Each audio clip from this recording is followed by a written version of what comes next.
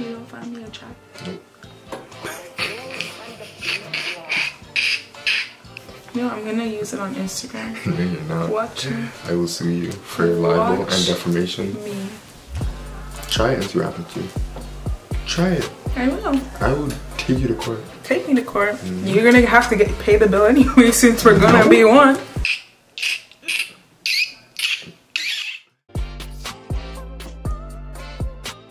How did you guys know what advice to practice and what not to practice in your relationship? I'm so excited. I'm gonna answer this because, listen, y'all. There's a lot of crooks out there. There are so many different types of relationship advice that you are going to see and hear online, specifically when it comes to the purity culture and the boundaries experts. All right, those most of them single anyways. No, people who have put in these boundaries within their own relationship and they are now married or they're on their way to being married. It is one of my like biggest pet peeves when I heard and I would read about people's boundaries, and it goes back to, I guess, like the purity culture, where it's like the people who have the most amount of boundaries are people who are like the most elite, I would say, or people who kind of say that this is like the right way that you should go about your relationship. And hopefully one day we will, you know, get the time to tell our story of how we did, you know, everything like opposite to what people said, in the sense where like you're too young to be in a relationship and we did it anyways, or too young to get engaged and we did it anyways. Those type of advice that we got about our age or where we were in life, and we would hear about like, oh, you shouldn't like enter a relationship until you have, you know, you're well into your career. That's obviously not the case for us. We were both students who did not have, you know, money at all, or lots of money in the bank account. Maybe he won't say that he did, but the point— I'm a good saver. I'm a good saver. Babe. Good saver? Hey. How much money you spend this week? It's okay, don't answer. I'm not gonna shame you publicly. So I say that to say that we have come across so many different types of advice from relationship experts, people who of course are successfully married and stuff like that. And we have, I think, followed like maybe like two to next to none. We pick and choose what works best for us. So to answer this question, how did we know what advice to practice and what not to practice in your relationship? We did what worked best for us, and I would say like what made sense in our relationship. I think at the end of the day, like, one thing you have to realize is that when you go to people for advice, it's just that it is advice, right? Yeah. You're not going and saying, hey, give me a list of orders and commands that we need to follow in order for our lives to be okay. Because like at the end of the day, like, they don't know you, they don't know the intricacies of your relationship, and so they can't give you what it is that you're looking for. They can give you advice, and then it's up to you to take that advice, you know, to take what's good, throw out what's bad, tailor it to what works for you in your relationship. Yeah. Because there's no one size fits all. There's no, you know, template. Yeah. There's no formula where it's like if you do A, B, and C, you will be successful. Yeah. Like, yes, there are, you know, core tenets that you can kind of follow, but at the end of the day, you need to tweak things into what works for you. If we were to take some of the advice that we got, we'd be single. Yeah, we would be single. And I think that was the biggest lesson that like my friend who's like a marriage counselor, she was saying that, you know, don't allow other people to let you miss your blessing.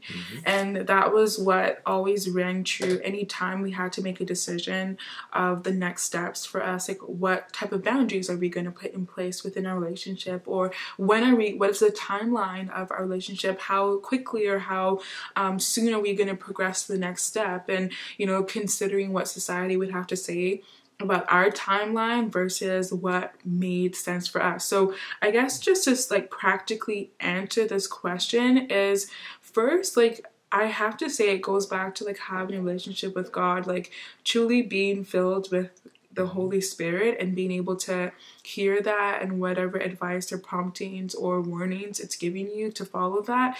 And then to just have an open conversation with your partner, like, how do we want our relationship to look like? What type of boundaries are we going to be enforcing within our relationship, you know, according to what the Bible has to say? And then, you know, practically speaking, like what works best for us. Yeah, I mean, at the end of the day, it's going to be you who stands before God. If you stand before God and say, you know what, I took this person's advice. Yeah. But what did you do? It was your decision at the end of the day. Exactly. To like how you implement it, how you made it work for yourself. So just always, like, if you're looking for advice for yourself, just pray about it. Yeah. God will tell you. Yeah, He will. what you need to do. You know, if you humble yourself and you honestly pray about it, God will lead you in the right direction. Yeah, so I guess like even like a practical example is like we were advised not to go public until we get engaged. And that is a huge thing in like our culture where people literally like pop up announcing that they have been in a relationship for years or months. The day they get engaged and the day they announce it in front of the church. Some of them, like, they don't even get engaged before that announcement. That announcement where they go in front of the church, they were engaged, that is the proposal. That is their engagement. You're on the spot. That is your engagement, and then bam, now the whole church knows. Now everybody knows. Yeah. But we're not like that. That's where we're coming from. Like that's how my parents kind of did it. That's the culture where we're coming from. So we are very counter culture, and we have done a lot of things differently. And we just did what was best for us. Like we went public. When did we go public? It was, I don't know. I mean, like we were posting stuff online like, together, but that wasn't like a public declaration of love or anything like that. I was just kind of, you know, ease you guys into it because, you know, some of you are going to have heart attacks if you just, you know, see us pose up beside each other. Yeah.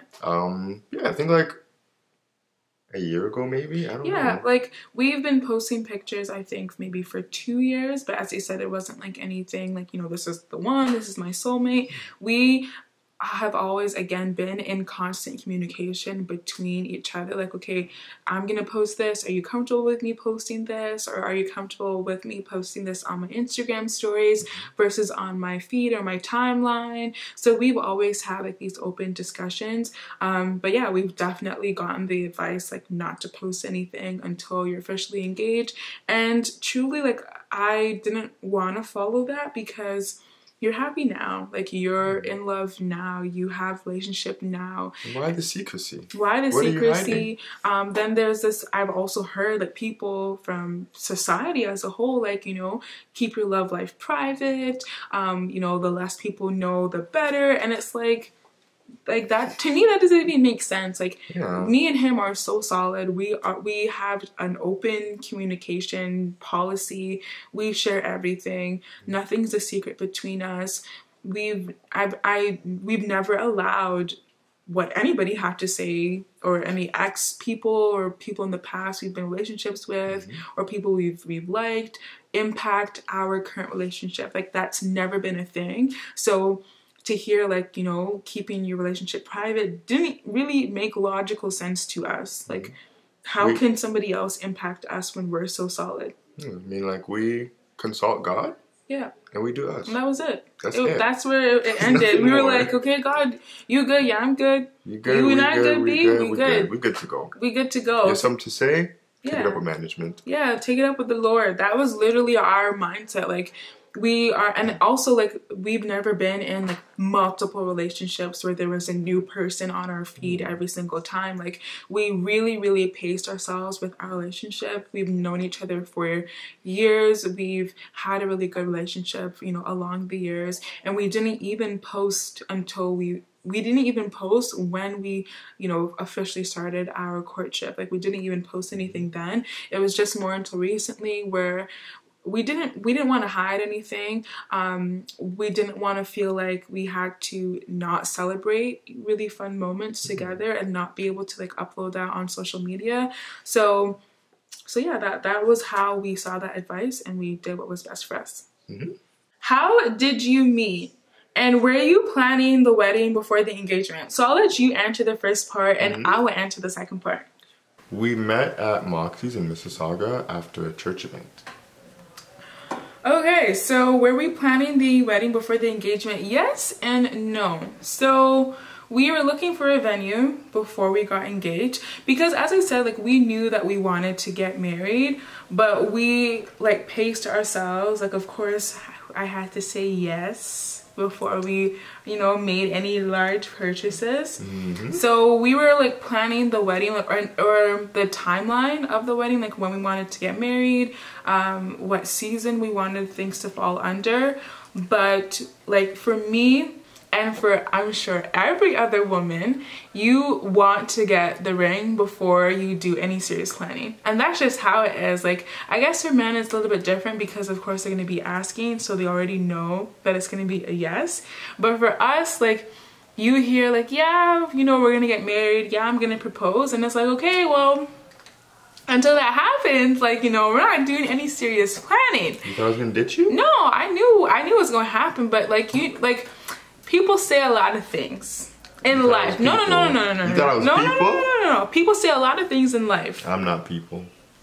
People say a lot of things in life, and not everything, you know, works out. And sometimes it's just out of their control, or, you know, they wanted to do something one time and they just weren't able to follow through with it, and it was out of their own control. So, you know, of course, as I said, I wanted to get married, but I was waiting for him to propose. And as soon as he proposed, I was like, all right, the green light, let's go. Let's get the show on the road. Let's look at colors. Let's look at the possible wedding dress. Let's look at the bridal party. Let's look at, you know, budgets. Let's look at apartments and all those great and fun stuff. I think I was the one who was like that, and you were just kind of like, not right now. I don't want to do it right now. Well, that was because I was studying. Not until next month, and I was like, let's get these wheels turning. That was because I was studying, and I was still in like study mode.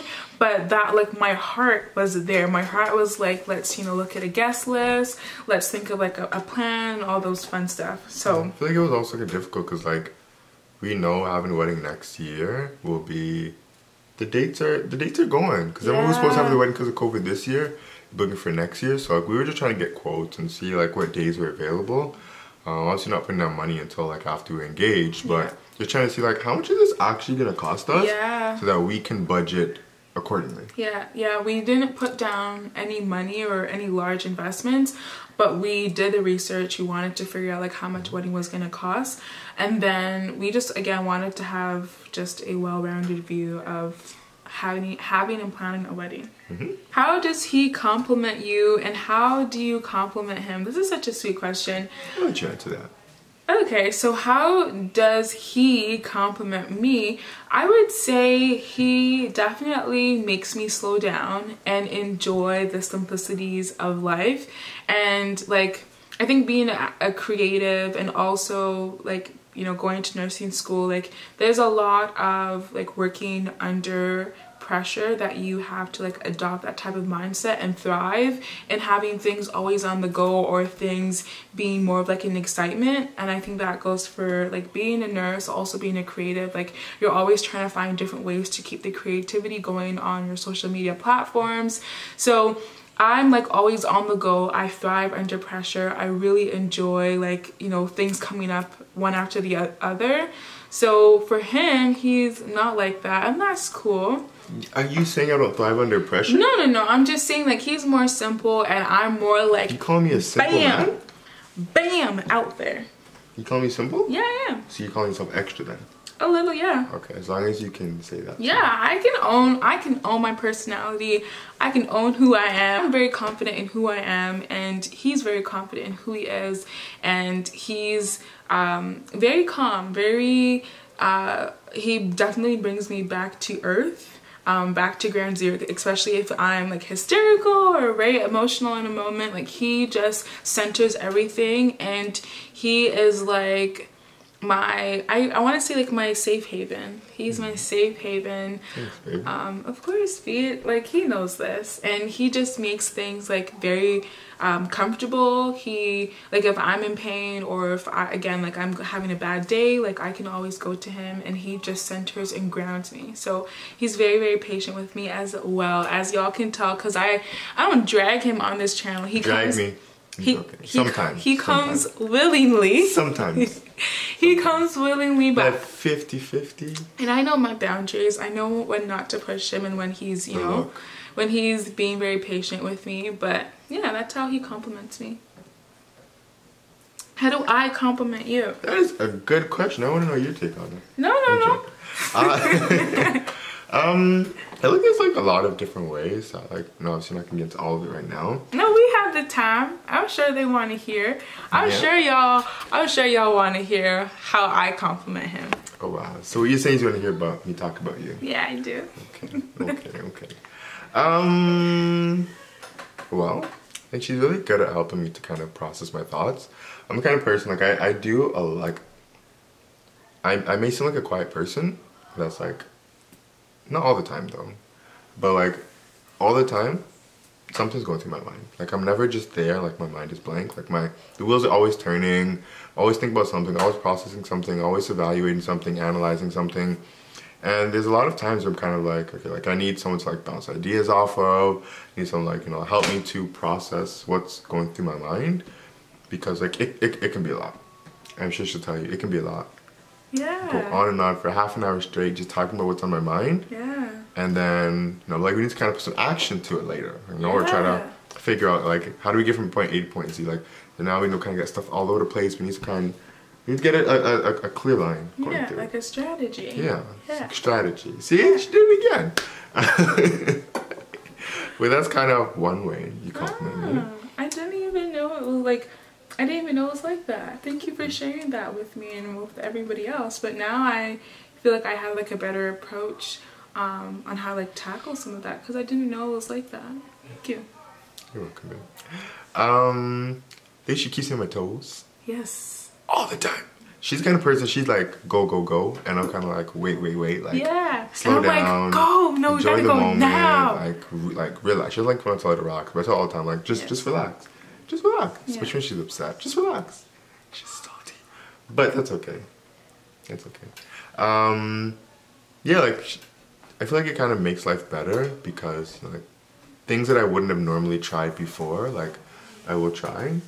Like, we have a bucket list of things that we want to do between now and, you know, till death do us part. Yeah. But yeah, like a lot of things, like even like trying different cuisines and ethnicities, like different foods. Yeah, she dragged me to a vegan restaurant once. Oh my gosh, in the heart of Toronto. And y'all, we literally, you know, we were a good sport. We tried like the cauliflower burger and we left and we got some Harlem, some fried chicken, some waffles, mac and cheese. We left like right after that restaurant. It was like, it was a unique experience. But at least you can say you can try. I tried it, you know, like we have places that we want to go to, we have cuisine we want to try. Like without, like I'm a homebody. Like I'm content being at home. And I hate that. Like I always like to go out. I always want to be out and about. I hate staying home. So yeah, that's how we're like opposites, but we definitely like balance each other out. Kind of push each other out of the comfort zone, and like at the end of the day, like it's always fun. Like yeah, like you can go into a vegan restaurant. Like that was personally like I wouldn't go back. But like at least things that we tried it, you know, we had fun. Like it was so laughed, we laughed the entire time because like I remember we were like, what is this? Like, what is this type of burger? What is this supposed to be? Oh my god, people were looking at us, but no, it was such a fun time, and we literally looked at each other and we're like, well, I'm still hungry. Shoot, are you still hungry? He was like, yup. I'm like, okay, how far is Harlem from here? It was what, literally less than like a 15-minute drive, and we got ourselves some fried chicken. Takeout, we sat down, we ate it in the car. We was happy. Happy as can be. So that's it for this video. I hope y'all enjoyed it. I definitely did. I've learned so much about him. And as we said, be sure to subscribe to our YouTube channel, because as soon as we hit 400 subscribers, we're going to be dropping the engagement video. And be sure to give this video a thumbs up, and we will see y'all in our next one.